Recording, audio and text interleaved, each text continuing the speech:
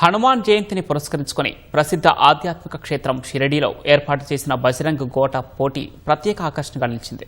ఈ పోటీలో సుమారు 125 కిలోల బరువుండే శిలను కొందరు యువకులు సునాయాసంగా ఎత్తారు. గత 25 ఏళ్లుగా క్రాంతి యువక మండల్ ఈ పోటీని నిర్వహిస్తోంది. స్థానిక గ్రామస్తులు సంప్రదాయబద్ధంగా శిలకు పూజలు చేసిన అనంతరం బజరంగ్ గోట పోటీని మొదలుపెట్టారు. షిరిడీ పరిసర ప్రాంతాల నుంచి వచ్చిన యువకులు జై శ్రీరామ్, బజరంగ బలికి జై అంటూ నినాదాలు చేయడంతో ఆ ప్రాంతమంతా మారుమోగింది. ఈ పోటీలో 23 మంది యువకులు శిలను అవలీలగా పైకెత్తి అందరినీ ఆశ్చర్యపరిచారు.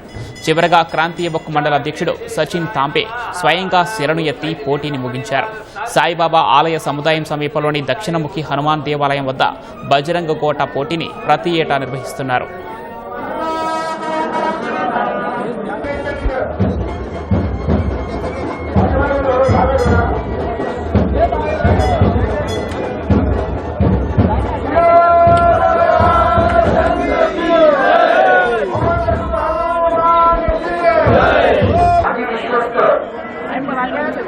सचिन तांबे